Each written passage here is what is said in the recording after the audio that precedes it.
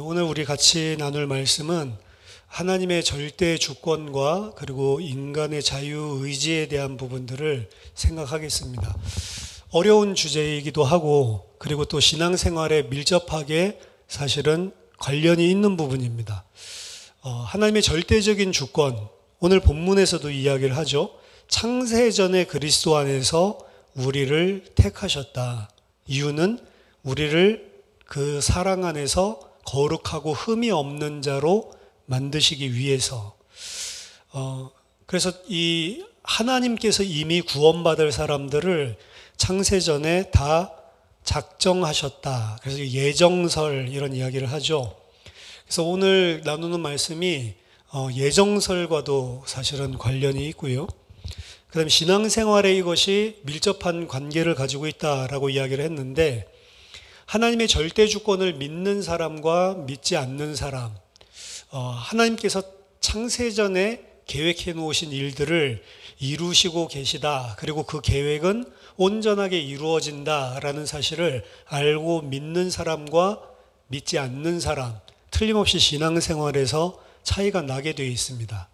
반면에 하나님께서 창세전에 이 모든 것을 다 작정하시고 그 일을 이루신다면 그럼 인간은 뭐냐, 나는 뭐냐, 내가 하는 것은 아무런 필요가 없는 것이냐, 사실은 이 부분이랑도 맞닿아 있는 거죠. 하나님께서 작정하신 대로 모든 것이 그 뜻대로 이루어진다면 그러면 내가 하는 것은 없어야 되는 거냐, 그리고 내가 하는 것이 없을 수가 있냐, 인간에게는 자유의지가 있는 게 아니냐, 내가 하고 싶은 것들을 할 수 있는 거 아니냐, 어떻게 하나님이 작정하신 이 모든 것이 다 그 뜻대로 이루어진다고 할 수 있냐. 그래서 사실은 이 두 가지가 상충되는 개념처럼 우리가 인식을 하고 있기 때문에 사실은 어려운 부분입니다. 또한 논리적으로, 이성적으로 완전하게 우리가 이해하지 못하는 영역입니다. 그걸 먼저 조금 사실은 우리들이 좀 인식하고 인정해야 됩니다. 이 부분에 있어서 약간 신비적인 요소, 인간으로서 이해하지 못하는 비밀한 요소들이 분명히 존재한다.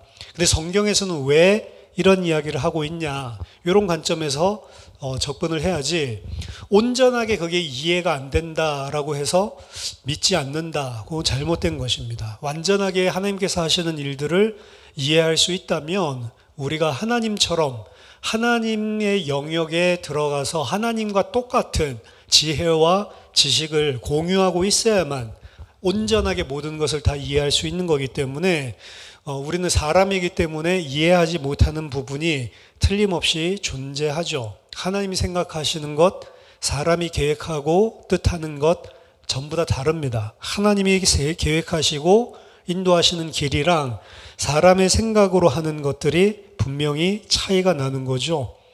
그래서 이사야서 55장 8절 9절에서는 이는 내 생각이 너희의 생각과 다르며 내 길은 너희의 길과 다름이니라. 이는 하늘이 땅보다 높음같이 내 길은 너희의 길보다 높으며 내 생각은 너희의 생각보다 높음이니라. 성경에서 이야기하는 것들을 우린 전지전능한 하나님이 아니기 때문에 사실은 온전하게 이해하지 못할 수밖에 없는 겁니다. 철저하게 하나님이 말씀 주신, 계시해 주신 내용들을 철저하게 다 하나님 아시는 것처럼 인간이 이해한다라고 하는 것은 불가능하다. 사실 그것부터 먼저 인정은 해야 됩니다. 그럼에도 불구하고 아까 전에 말씀드렸다시피 이 하나님의 절대 주권과 그리고 내가 스스로 결정하고 판단해서 하는 것, 이러한 것들이 분명히 인간적인 개념에서는 부딪히는 건데 이걸 어떻게 이해를 해야 되냐, 이 부분에 고민할 필요는 있습니다. 왜냐하면 옛날에 어떤 대학생이 예를 들어서 부모님이 공부를 하라고 하는데도 안 하고 계속 뭐 게임만 하고 자기 할 것만 하고, 그런데도 불구하고 이제 부모님이 똑바로 해라, 아침에 일찍 일어나서 할 일들 해라 라고 이야기를 하면 그걸 이제 율법주의로 몰아세우면서 그 근거가 뭐냐, 하나님이 절대적인 주권을 가지고 행하신다. 엄마 불신앙하지 마라. 만약에 하나님이 나를 지금 공부해야 되겠다라고 생각을 하시면 하나님이 나에게 은혜를 불가항력적으로 허락하셔서 공부하도록 아침에 일찍 일어나도록 하지 않겠냐? 왜 사람이 하려고 그러냐? 그거는 종교고 율법주의다. 이제 이런 식으로 자기 자신을 옹호하는 이러한 것들이 있었단 말이죠. 그 이야기를 듣고 또 이제 어머니는 할 이야기가 없어가지고 내가 불신앙하는 건가? 오히려 설득이 되는데 사실은 설득될 내용이 아니고 지금 오늘 나누려고 하는 주제를 완전히 잘못 이해하고 있는 겁니다. 어머니도 잘못 이해하고 있는 거고 그 아들도 잘못 이해하고 있는 거고요. 그래서 우리가 이 주제를 온전하게 깨달을 수는 없지만 바른 신앙생활을 할 수 있을 만큼은 어느 정도 이해를 하고 있어야 된다. 중직자 교육에서 이야기를 하는 것도 마찬가지죠. 어떤 중직자로서 공동체를 위해서 섬겨야 되는 일들이 존재를 할 때 그것을 하나님이 은혜 주셔서 하게 혹은 내가 이 부분이 항상 또 부딪힐 수밖에 없는 부분이기 때문에 조금 상고해 볼 만한 그런 주제인 것 같습니다. 오늘 본문에서 3절부터 보면 찬송하리로다 하나님 곧 우리 주 예수 그리스도의 아버지께서 그리스도 안에서 하늘에 속한 모든 신령한 복을 우리에게 주시되 곧 창세전에 그리스도 안에서 우리를 택하사 우리로 사랑 안에서 그 앞에 거룩하고 흠이 없게 하시려고 라고 이야기를 합니다. 즉 창세전에 하나님께서 하나님의 백성들을 다 택하셨고 창세전에 그들을 이미 자기의 아들들이 되도록 이미 정해 놓으셨다는 거죠.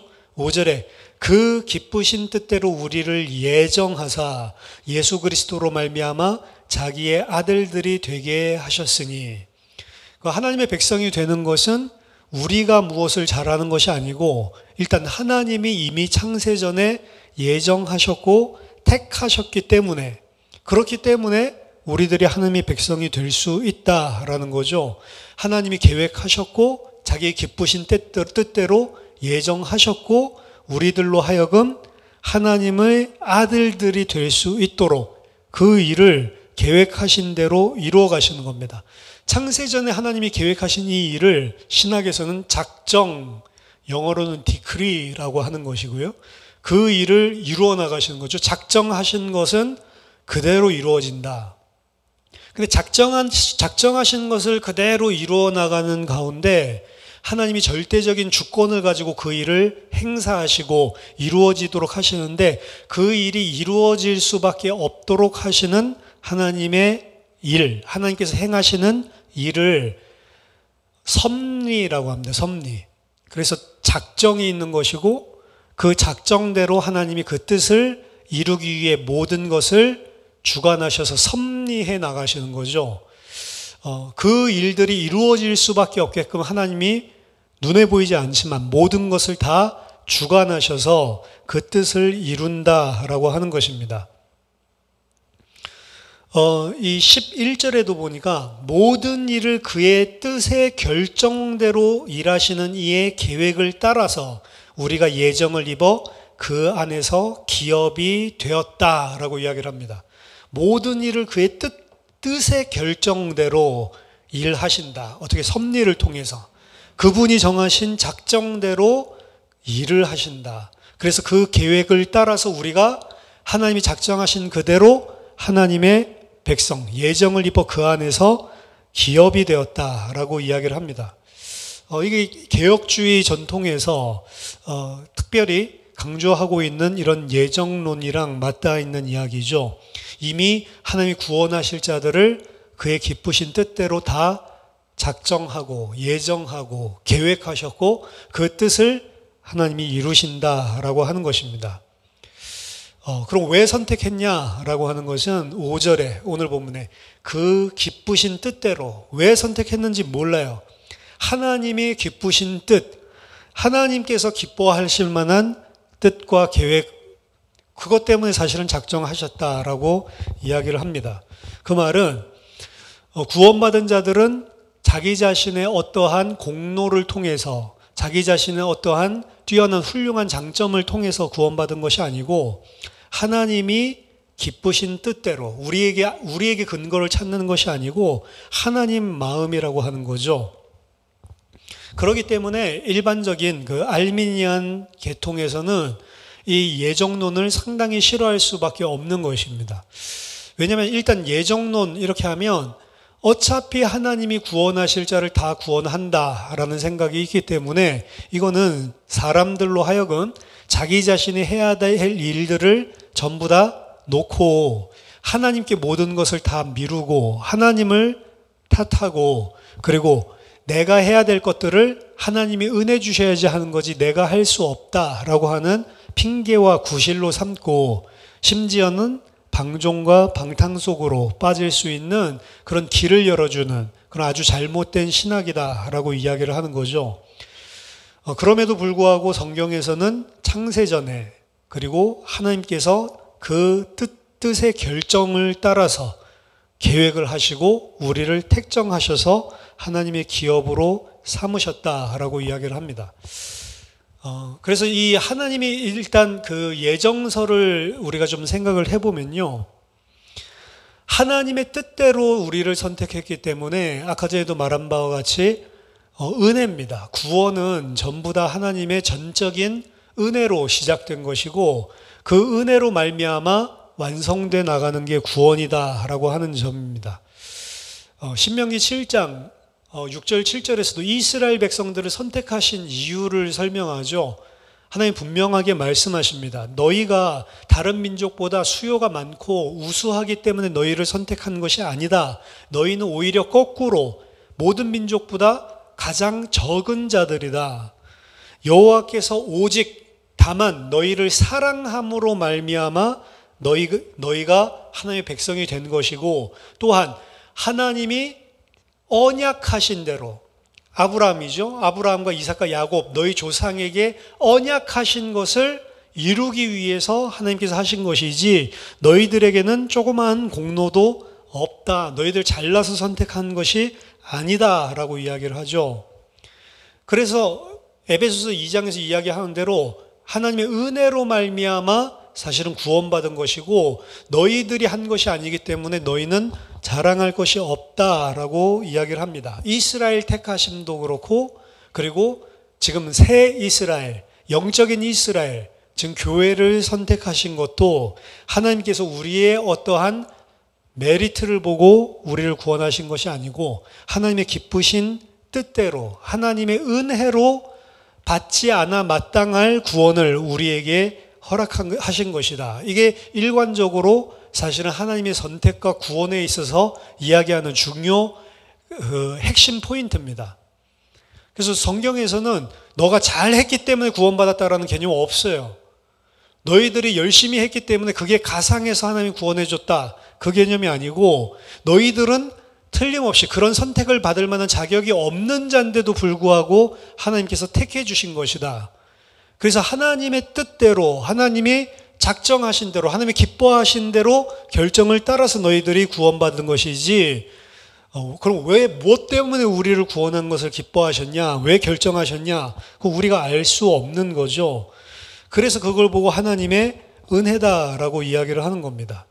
하나님의 작정, 예정도 마찬가지고 모든 것들이 다 하나님의 뜻하신 대로 된다. 그런데 문제는 하나님이 택하신 대로 모든 것이 다 된다라고 한다면 그럼 나는요? 나는 내가 하고 싶은 대로 할 수 있는 그런 자유의지가 없습니까? 내가 하고 싶은 대로 결정하고 판단하고 선택할 수 있는 능력이 나한테 없습니까? 여러분 개인을 생각해 보세요. 개인이 모든 것들을 다 판단하고 결정하거든요, 사실은.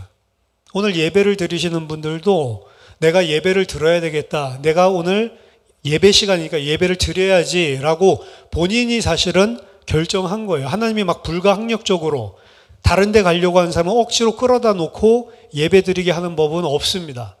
내가 결정하고 선택한 것이죠.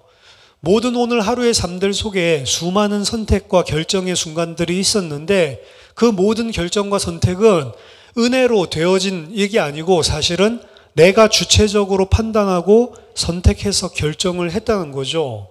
그럼 하나님의 작정하신 뜻과 배치되는 결정을 내가 할 수도 있지 않냐?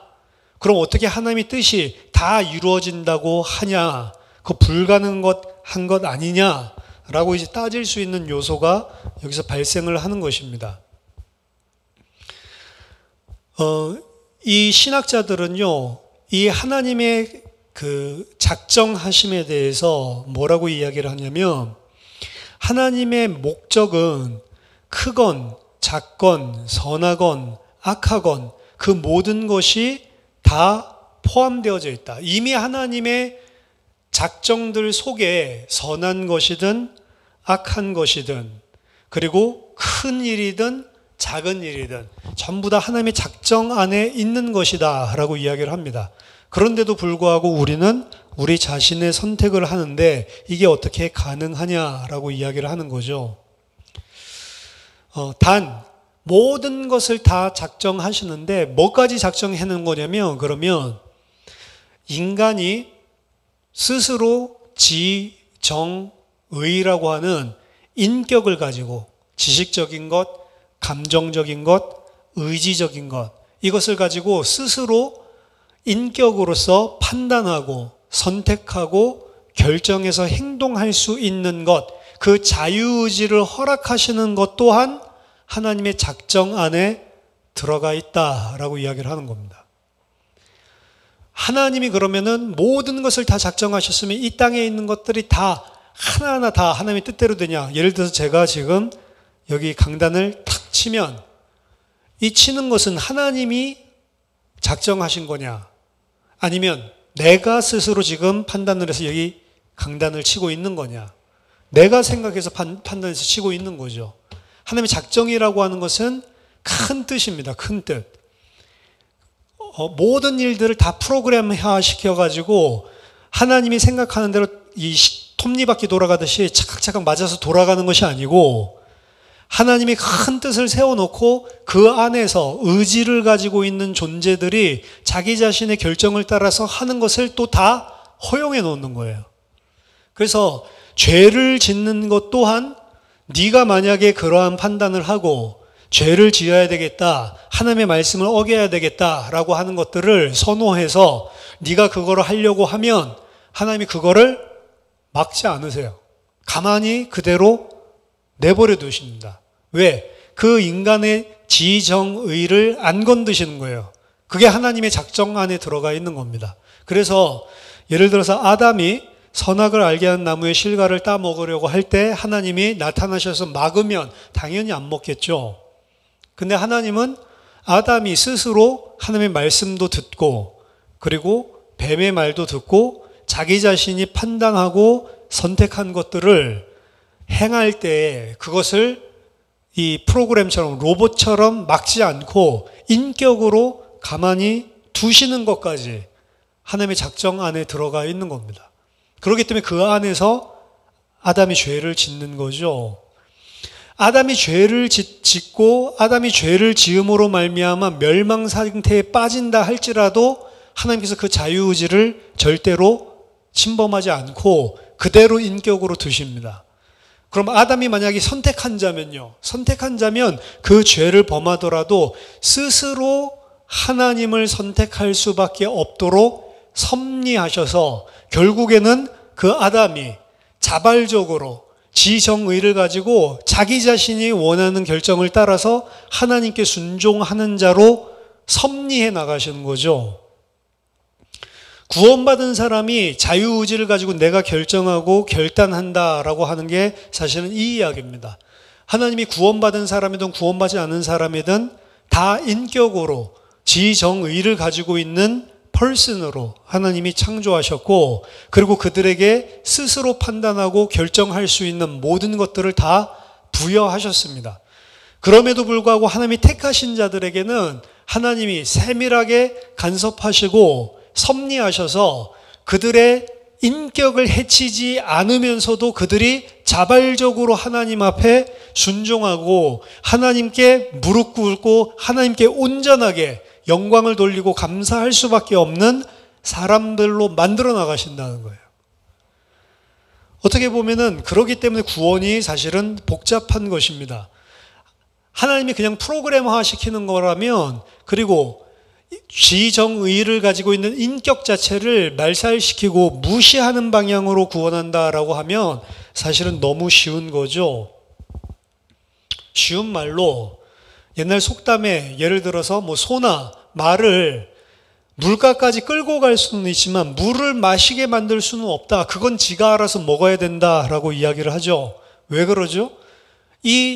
그 말도 혹은 소도 짐승이지만 자기 자신이 물을 먹어야겠다 안 먹어야겠다 자기 자신이 판단해 가지고 하는 거예요. 그거를 아무리 물가로 끌고 가서 먹으라고 머리를 넣어도 자기 자신이 먹기 싫으면 안 먹는 것입니다. 그렇기 때문에 어떻게 본다면 사람을 지정의를 가지고 있는 인격으로 완전하게 대우를 해주시면서 그가 하나님께 감사하고 하나님께 자발적으로 순종하게 만드는 게 구원이라고 한다면 이 구원은 사실은 너무나 어려운 것이죠. 너무 힘든 것입니다. 어떻게 보면 불가능한 것이죠. 하나님의 작정 속에는 그래서 이 타락도 다 허용해 놓으신 겁니다. 이 언어가 중요한데요. 하나님이 인간이 죄를 짓도록 작정해 놨다. 이런 건 없어요. 죄를 지어도 자기 자신이 스스로 죄를 짓는 것들을 하나님께서 막지 않고 허용해 놓으셨다라고 이야기를 하는 겁니다. 왜 하나님께서 허용해 놨냐? 인간 스스로가 하나님의 위대하심과 거룩하심과 은혜와 사랑을 알아서 하나님께 마음에서부터 우러나오는 순종을 하나님께서 필요로 하시는 것이지 억지로 그 사람을 죄 못 지어 막아놓고 로봇 같은 존재로 굴복하게끔 만들고 싶지 않기 때문에 그렇습니다. 우리를 성자 예수 그리스도 삼위의 하나님과 같은 수준의 인격으로 사실은 대우를 해 주시는 겁니다. 그렇기 때문에 하나님께서 인간의 죄까지도 사실은 일어날 수 있도록 다 허용해 놓는 게 그 작정 아래 들어가 있는 것입니다. 그렇지만 죄를 직접적으로 짓도록 하나님이 역사했다 그러지는 않는다는 거죠. 하나님이 죄를 아담이 예를 들어서 죄를 직접적으로 짓도록 하나님이 범죄하도록 자기의 작정을 이루기 위해서 그렇게 안 하신다는 겁니다. 만약 그렇게 하신다면 하나님은 하나님이 아니고 우리는 인간이 아닌 거예요. 로봇이죠. 어떤 특정한 프로그램이죠. 우리는 그러지 않다는 것입니다. 그래서 아담을 죄를 짓도록 직접적으로 하나님이 움직이시지는 않았지만 아담을 죄를 짓더라도 그대로 허용해 놓기로 작정을 해 놓은 거예요. 그리고 결과적으로 죄를 지었지만요. 아담의 케이스는 우리의 케이스랑 다릅니다. 아담의 케이스는 원죄가 없이 태어난 거예요. 원죄가 없다는 것은 하나님의 관계가 안 깨어진 상태로 이 땅에 출생한 것입니다. 영적으로 어떻게 보면은 성장해 있는 상태로 하나님도 알고 그리고 하나님께서 주신 복이 무엇인지도 알고 하나님과 함께 에덴 동산에서 함께 교제할 수 있는 완벽한 것들을 다 가진 성인으로 하나님께서 만드셨죠. 아기로 만들어서 성장시켜가는 게 아니고 성인으로 하나님께서 창조하셨죠. 그렇기 때문에 아담은 어떻게 보면은 완전한 존재입니다. 죄를 지을 수도 있고 안 지을 수도 있었던 존재. 우리는 지금 원죄 때문에 원죄라고 하는 건 하나님과의 관계가 끊어져 버렸다는 거예요. 그렇기 때문에 하나님으로부터 공급되어지는 모든 생명과 그리고 이 땅에서 필요한 모든 것들, 우리 육신에 필요한 모든 것들의 공급이 사실은 거의 많이 저주와 재앙으로 차단되어져 있는 상태입니다. 그렇기 때문에 하나님이 태어날 때부터 알지도 못하고 그리고 이 땅에서 우리는 육신 때문에 먹어야 될 것들이 필요한데 먹고 살기 위해서 필요한 것들을 온전하게 공급받지도 못하는 상태로 태어나는 거예요. 그러니까 태어났을 때부터 이 상태에서 태어나기 때문에 인간은 이제는 원죄를 가지고 하나님과 단절된 인간은 죄를 지을 수밖에 없는 상태로 태어나는 겁니다. 죄를 짓는다는 것은 죄는 나 중심적으로 움직이는 거라고 했잖아요. 하나님의 뜻에 순종하는 게 아니고 모든 것의 판단의 근거가 나 중심적입니다. 그래서 이 땅에서 생존하기 위해서 날 때부터 우리는 나 중심적으로 판단하고 행동하고 활동하게 돼 있는 거예요. 그걸 보고 죄라고 하는 것이고, 아담 이후의 모든 사람은 다 이 죄를 지을 수밖에 없는 상태, 그렇기 때문에 죽을 수밖에 없는 상태로 사실은 태어난 겁니다. 하지만 아담은 달랐다는 거죠. 죄를 지을 수도 있고 안 지을 수도 있는 상태, 그렇기 때문에 죽을 수도 있고 안 죽을 수도 있는 상태. 어떻게 보면 죄와 관련해서는 완전히 중립적인 그런 인격체로 사실은 이 땅에 창조된 거죠. 그래서 아담에게는 완전한 자유가 있었어요. 무엇이 부족하기 때문에 사실은 어쩔 수 없이 나 중심적으로 살아야 되는 요소가 아담에게는 전혀 없다는 거죠. 그렇기 때문에 이 아담은 사실은 죄를 지을 수도 있고 안 지을 수도 있는 완전한 상태였기 때문에 완전한 자기의 자유의지를 가지고 창세기 3장에서 죄를 범한 것입니다. 창세기 3장 이후에 태어나고 있는 모든 사람들은 의도적이지 않다 하더라도 어쩔 수 없이 죄를 지을 수밖에 없는 상태에 빠져 있는 거죠. 근데 어쩔 수 없이 죄를 지을 수밖에 없는 상태가, 그럼 내가 하고 싶은 걸 못하고 내가 하고 싶은 것들을 하면 그게 다 죄라는 말이냐? 그게 이제 다 죄입니다. 왜 그러냐? 그게 전부 다 하나님을 배제시킨 내 생각대로, 내 중심으로 모든 것을 선택을 하거든요. 그렇기 때문에 그 죄를 짓는다라고 하는 것도 도덕적으로 나쁜 죄, 선한 죄, 이 죄를 이야기하는 게 아니에요. 근본적으로는. 도덕적으로 아무리 선하다 하더라도 그 사람은 태어나면서부터 다 자기 자신의 사상과 자기 자신이 배우면서 자기 자신이 받아들이고 수용했었던 그 가치에 따라서 움직이는 것이지 하나님의 뜻에 따라 움직이는 게 아니거든요. 그렇기 때문에 모든 게 다 죄라고 이야기를 하는 겁니다. 공부를 열심히 하는 것도 죄예요. 밖에 나가서 타락하는 것만 죄가 아니고 공부를 열심히 하고 돈 벌기 위해서 열심히 살고 이런 것들도 다 죄라는 거예요. 그게 이제 창세기 3장에서 아담의 범죄 이후에 태어난 모든 사람들의 상태인 것입니다. 아담이 그러면 순종했다면 어떻게 되냐? 오늘 본문에서는 창세전에 그리스도 안에서 우리를 택하셨다라고 이야기를 하는데, 그리스도를 이야기한다고는 우리의 죄를 상정한 것 아니냐? 그렇다면 만약에 아담이 죄를 안 지었다면 어떻게 되는 것이냐? 그거는 우리가 생각할 필요가 없는 문제입니다. 왜? 첫 번째로 아담이 죄를 지었고, 죄를 지었기 때문에 지금 인류의 역사가 이렇게 흘러왔기 때문에 아담이 죄를 안 지었다면 그 생각 자체는 할 필요가 없어요. 두 번째, 아담이 만약에 죄를 안 지었다면 어떻게 했을 거냐? 성경에서 안 가르쳐줘요. 왜 안 가르쳐주죠? 성경은 아담의 죄로 말미암아 원죄 가운데, 죄 가운데 빠진 인류를 구원하기 위해서 주신 계시의 책이에요. 그렇기 때문에 만약에 아담이 죄를 안 짓고 우리가 원죄가 없더라면 어떻게 그리스도 안에서 우리가 구원을 받는다라고 그 작정하신 것들이 이루어질 수 있냐? 이런 것들에 대한 이야기는 아예 없기 때문에, 성경에 없는 거기 때문에 아예 생각할 필요가 없는 거죠. 그걸 아무리 논리적으로 합리적인 것들 내가 이론을 세워가지고 잘 설명해 준다 하더라도 그건 진리가 아니에요. 내가 생각 잘한 거지. 그렇기 때문에 그거는 아담이 만약에 순종했다면 그럼 어떻게 그리스도 안에서 우리를 신령한 복을 주실 수 있냐? 요거는 생각할 필요가 없는 것입니다. 그거보다는 더 근본적으로, 그러면 하나님의 작정 가운데 인간의 타락과 죄가 들어가 있었냐? 이렇게 물어보는 게 좀 더 명확하겠죠. 개혁주의 신학에서는 두 가지가 있습니다.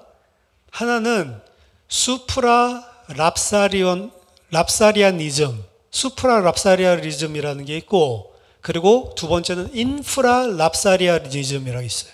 이 두 가지가, 수프라는 모든 것을 다 포함하는 겁니다. 그래서 하나님의 작정이 언제 됐냐? 창세 전에, 이 땅을 창조하기 전에 그 인간의 창조와 인간의 타락, 그리고 그리스도를 통한 구원, 이 모든 것을 창세 전에 이미 다 계획해 놓으셨다. 이게 수프라 랍사리아니즘이에요. 인프라 랍사리아니즘은 뭐냐면 하나님의 이 구원 계획은 창세기 3장에서 아담이 죄를 범한 후에 하나님이 이제 거기에 대한 해결책으로 구원을 제시해 주셨다라고 하는 게 인프라 랍사리아니즘입니다. 두 개가 다 개혁주의 신학 안에 들어가 있어요. 그리고 두 개가 어떤 것을 선택해도 둘 다 잘못됐다고 말할 수 없다라고 이야기를 합니다. 프랜시스 터레틴 같은 사람이 그런 이야기를 했죠. 이거를 선택하든 저거를 선택하든. 근데 오늘 본문과 같은 것들을 보면 저는 수프라 랍사리아니즘이 맞다고 생각합니다. 왜냐하면 창세전에 우리를 계획했다라고 분명하게 시간적인 표현을 주고 있기 때문에 아담이 죄를 짓고 난 다음에 이제 큰일 났네. 구원의 계획을 세우는 것이 아니고 아담이 죄를 범하기 전에 아예 이 세상을 창조하기 전부터 하나님께서 이미 모든 것을 다 작정해 놓으셨다라고 하는 거죠. 단 그 하나님의 작정 가운데서 일어나는 아담의 죄를 하나님께서 강요한 적이 없다. 그 죄는 어떻게 보면 아담의 입장에서는 필연적으로 지을 수밖에 없는 죄일 수도 있습니다. 왜? 아담에게 뭘 줬죠? 인격을 줬기 때문에. 아담 스스로 판단하고 스스로 생각할 수 있는 하나님과 같은 어떻게 보면 능력과 영광을 다 나누어 주고 그리고 피조물인데도 불구하고 하나님처럼 대우를 해줬을 때 인격을 가진 자라면 당연히 들어갈 수 있는 게 교만이기 때문에 그러한 것들을 다 주면 필연적으로 죄를 지을 수밖에 없는 그런 상태일 수는 있지만 하나님께서 그 죄를 짓도록 죄를 조성하는 분은 아니셨다는 거죠. 하나님의 작정에 의해서 죄를 지은 것이 아니고 인간에게 준 자유의지가 발동돼서 아담이 죄를 지은 것이다.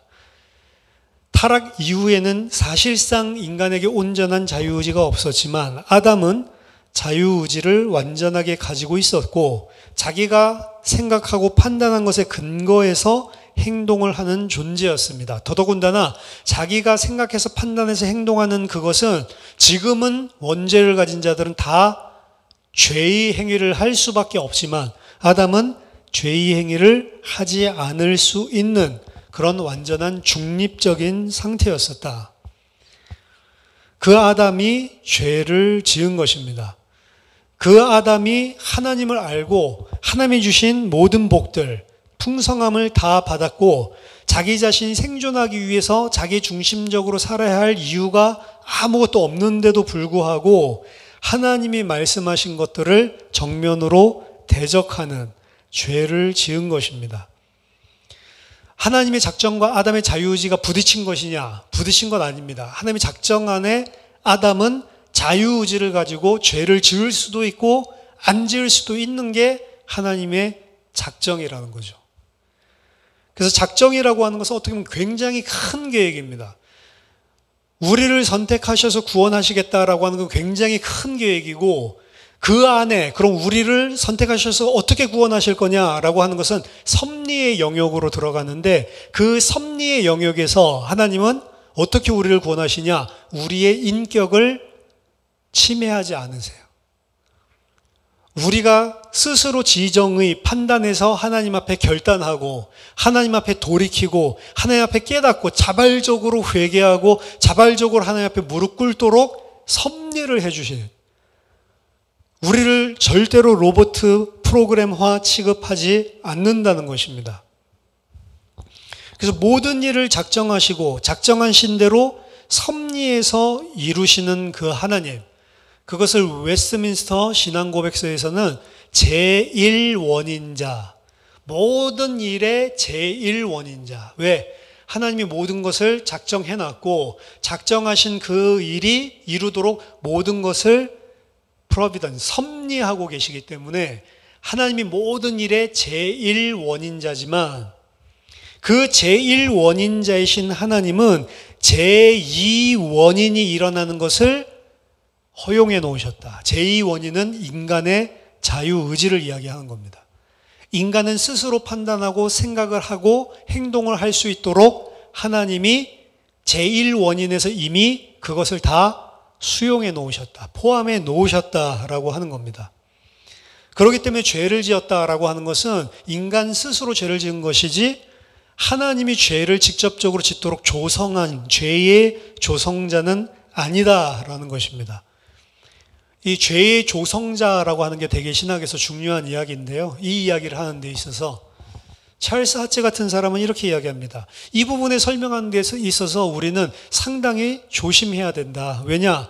인간은 죄를 짓고 난 이후에 죄인인 인간은 그 죄성이 어떻게 지금 인간인 상태를 바꿔놨냐면 어떠한 잘못한 것, 어떠한 내가 저지른 죄를 남 탓을 하도록 딱 우리 안에 죄성이 들어가 있는 거예요. 그렇기 때문에 하나님이 이 모든 것을 주관하신다라고 하면 하나님을 죄의 조성자로 몰아세우는 게 우리 인간의 죄성이라는 거죠. 창세기 3장에서도 자기 자신이 죄지었다고 이야기 안 하죠. 아담은 하와 탓하고 하와는 뱀 탓하고, 그렇죠? 전부 다 다른 사람 때문에 내가 피해자인 것처럼 전부 다 다른 죄의 기원을 타자에게, 궁극적으로는 하나님에게 돌리려고 하는 게 인간의 죄성이기 때문에 죄성을 가진 자가 이 부분을 설명함에 있어서 조심해야 된다. 왜? 이 부분 어떻게 한다고요? 하나님의 절대주권 가지고 섭리하셔서 내가 죄짓게 하셨잖아요. 이렇게 하나님을 몰아세운다고요. 그래서 웨스트민스터 신앙고백서에서는 이거를 분명하게 둘로 나눕니다. 제1원인자는 제2원인을 허용해 놓으셨다. 제2원인은 인간이 스스로 생각하고 인격으로서 주체적으로 판단하고 행동할 수 있는 것을 다 허용해 놓으셨다. 그래서 하나님의 전체적인 섭리 안에서 인간의 자유의지도 다 들어가 있는 것입니다. 단 하나님은 전지전능하기 때문에 인간이 스스로 판단하고 이렇게 하셔도 하나님은 계속해서 섭리하셔서 그가 자발적으로 하나님의 은혜와 사랑을 깨달을 수 있도록 계속 사건들, 크고 작은 모든 것들을 다 주관을 하시는 거예요. 그걸 통해서 뭘 하시는 거죠? 계속 인간에게 하나님의 사랑과 은혜가 필요한 존재고 하나님께서 이미 그리스도를 통해서 베풀어 놓으신 은혜와 사랑이 무엇인지를 계속해서 우리를 설득해 나가시는 겁니다. 그게 하나님의 은혜라는 거죠. 그렇기 때문에 회개하고 돌이키고 결심하고 무릎 꿇고 믿고 이 모든 것들은 다 제2원인자, 인간이 하는 거예요. 내가 결단하고 내가 돌이키고 내가 하나님의 뜻대로 살겠습니다 결심하고 하나님께서 주신 은혜에 감복해서 내가 하는 겁니다. 하나님께서 그거를 하나님이 무조건 윽박질러 가지고 그 일을 하게 만드는 게 아니라고요. 내가 하는 거예요.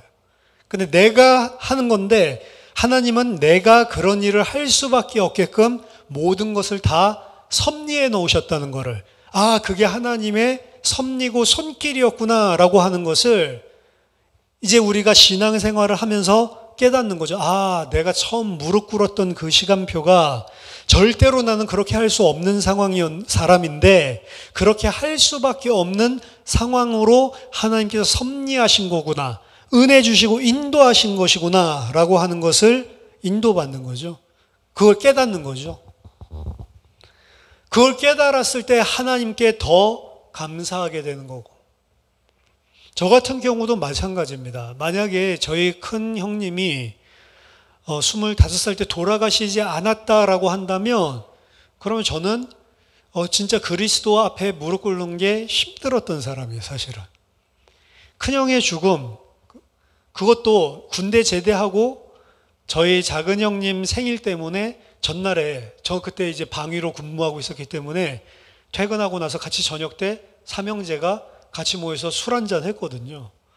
그날 그 술 한 잔 더 한다고 사촌형 집에 가서 더 먹고, 그러고 술 때문에 그 난간에 나와가지고 이렇게 아마 속이 안 좋았던 모양이죠.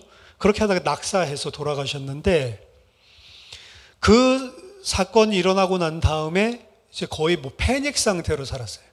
그냥 워낙 친했기 때문에 패닉 상태로 살고, 저도 또 술 가운데 빠져 살고 고통스러워하고 괴로워하고 한 6개월 동안 거의 술에 쩔어 살았던 것 같아요.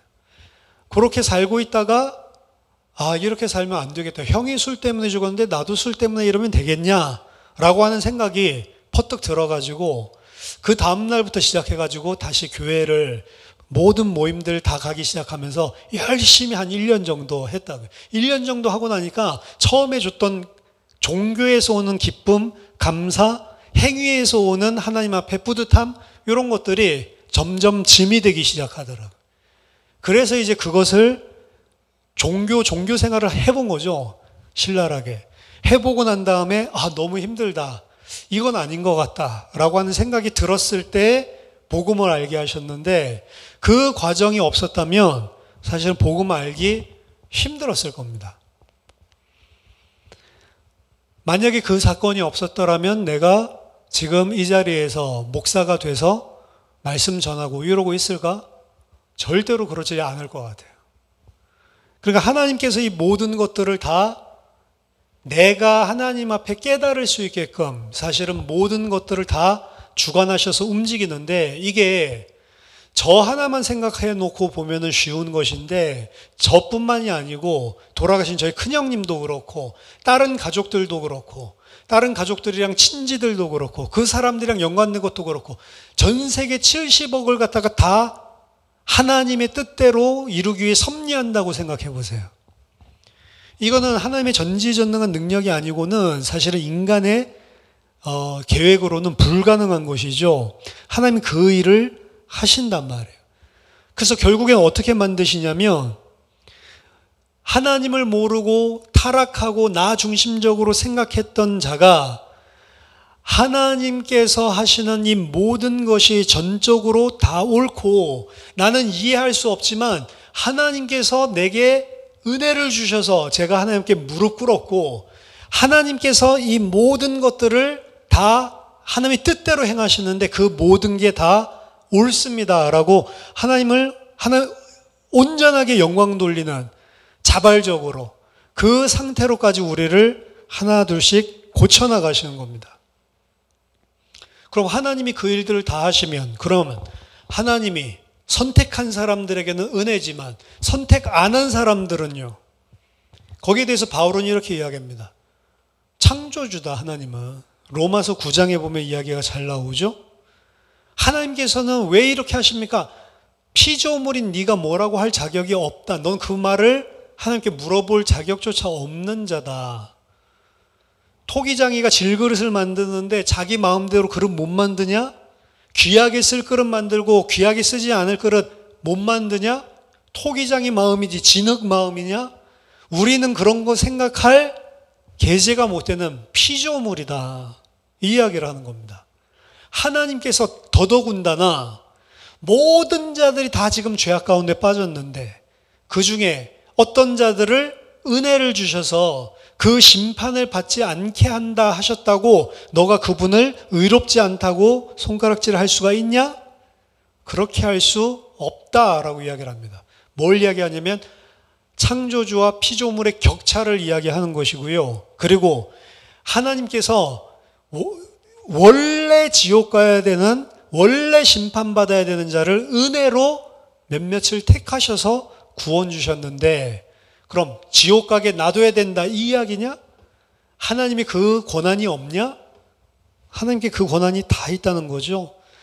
진노를 받을 진노를 받을 그릇을 만들 수 있는 권한도 하나님이 있으신 거고, 그 가운데서 택하셔서 깨끗하게 씻어서 구원받을 그릇도 하나님께서 택할 수 있는 거고, 그건 전적으로 하나님의 영역이지 너희가 그런 생각할 계제가 못 된다라고 이야기를 합니다. 하나님 완전히 폭군이네요. 그렇죠. 폭군이네요. 그게 이제 일반적인 생각입니다. 그게 죄인들이 가지고 있는 생각이에요. 자기 중심적으로 하나님 판단하고 자기 중심적으로 하나님도 자기 뜻에 맞게 움직여야지만 하나님으로 인정하는, 구원받지 못한 사람은 그렇게 생각하는 겁니다. 구원받은 자는 어떻게 해요? 야, 나도 저 자리에서 죽을 수밖에 없었던 자인데 나를 구원해 주셨구나. 요것 때문에 그저 감사하고 미안하면서도 감사한 거죠. 나보다도 더 훌륭한 사람이 있는데 저 사람이 그리스도를 모르면 그 사람을 보고 미안하면서도 나 같은 자를 왜 택하셨을까? 감사한 것이 구원받을 자죠. 구원받았다라고 하는 사람은 절대로 그 거꾸로 생각을 안 해요. 구원받은 자는 오히려 그래 나도 저 진노를 받아야 되는데 왜 나 같은 자를 구원하셨지? 진짜 죄송하면서도 감사한 거지. 하나님한테 왜 저 사람은 안 구원합니까? 그건 구원받지 못한 사람의 생각이에요. 거듭난 사람의 생각은 아예 그런 판단을 할 수가 없는 거죠. 우리는 선악의 판단자가 아닙니다. 하나님만 선과 악의 판단자시고 내가 선과 악의 판단자가 되는 것을 보고 죄라고 하는 거예요. 근데 우리는 내가 가지고 있는 기준으로 세상뿐만 아니라 하나님까지도 판단을 하고 있으니까 그게 죄인이라는 거죠. 진짜 구원받은 사람은 하나님을 판단할 수가 없는 것입니다. 왜? 그가 깨달은 하나님은 이런 죽을 수밖에 없는 마땅한 죄인에게 하나님이 은혜를 베푸는 은혜의 하나님이구나. 하나님을 그렇게 인식할 수밖에 없기 때문에 그 방향으로 생각을 하지. 왜 나만 구원했어요? 저 사람 왜 구원 안 해요? 당신이 하나님이라면 그렇게 할 수 있습니까? 그 생각이 안 든다니까요. 하나님께서 이 모든 것을 다 작정하시고 이루어 가시면서도 나의 모든 자유의지를 그대로 다 인정해 주시고 나를 하나님과 같은 인격으로 대우해 주시는 것.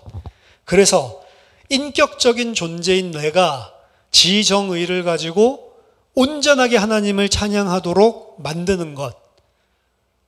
옛날에 김중백의 다이아몬드가 그렇게 귀하냐, 수뇌보 이야기를 하는데,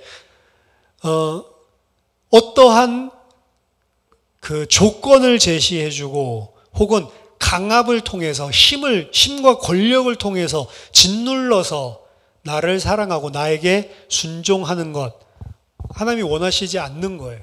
하나님은 자기의 아들들이 진짜로 하나님을 자발적으로 영원히 찬양할 수밖에 없는 자로 만들어 나가시는 겁니다. 그렇기 때문에 우리의 지정의, 우리의 선택, 우리의 행동, 이 모든 것을 우리에게 다 자유를 허락해 놓으신 거예요. 그렇기 때문에 구원받은 사람들은 여전히 그 지정의를 가지고 살아가기 때문에 하나님이랑 다른 판단을 하는 영역이 남아있는 것입니다. 하나님이 보시는 대로 보지 못하는 영역이 있는 거예요. 여전히 내가 선악 판단의 주체자가 돼서 하나님의 영역에 서 있는 그런 죄의 영역이 여전히 존재하고 있는 거예요. 근데 그 부분을 어떻게 만들어 나가시냐면 하나 둘씩 내려놓게 만드는 겁니다. 어떻게 내려놓게 만드냐? 하나님이 하시는 것들이 다 옳고 그 하나님이 행하시는 것들이 내가 손댈 것이 없구나라고 하는 사실들을 진짜 마음속으로 우러나와서 가지게 만드는 거예요. 그래서 하나님께 순종하고 하나님의 뜻에 온전히 내가 복종하게끔 만드는 겁니다. 어떻게 보면은 진짜로 어려운 게 구원이에요. 그래서 진짜로 내 말 안 듣는 놈 반 죽여가지고 겉으로나마 신용하고 말 듣게 만드는 것들은 할 수 있을지 몰라도 구원받게 만드는 것은 불가능한 것입니다. 사실은.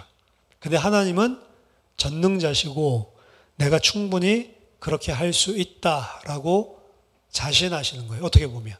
우리에게 자유의지를 허락해 놓으신 거는 그게 구원이기도 하지만 또한 반대로 그렇게 하더라도 내가 불가항력적인 은혜와 사랑이 무엇인지 너희로 결국에는 보게 만들고 느끼게 만들고 마음속에 부딪히게 만들어서 진짜로 나를 사랑하는 자로 내가 바꿔놓겠다라고 하는 게 하나님의 작정입니다. 그리고 그 일을 섭리하셔서 이루시는 거예요. 그래서 마지막 때 보면 새하늘과 새 땅에서 어린 양을 영원히 찬송하고 그 상태는 어떤 상태라고 이야기를 하냐면 죄를 지을 수도 없고 그리고 죄를 지을 수 없기 때문에 죽을 수도 없는 상태. 죄를 지을 수 없다면 고통도 없다는 소리죠. 그로 인한 문제, 사건들도 없다는 거죠. 질병도 없다는 거죠. 죄를 지을 수도 없는 상태. 그렇기 때문에 절대로 멸망할 수 없는, 죽을 수 없는 상태. 아담보다 훨씬 더 좋은 상태죠. 아담은 죄를 지을 수도 있고 안 지을 수도 있고 죽을 수도 있고 안 죽을 수도 있고, 아담 이후에 모든 우리는 죄를 지을 수밖에 없고 죽을 수밖에 없는, 근데 구원받은 하나님의 백성은 죄를 지을 수도 없고 그렇기 때문에 죽을 수도 없는 존재. 우리를 그렇게 만들어가는 거예요. 근데 그 죄를 지을 수도 없는 상태가 우리를 프로그램한 게 아니고 우리가 진짜로 마음으로부터 우러나와서 하나님 앞에 죄를 지을 수도 없는 상태로 만든다는 거예요.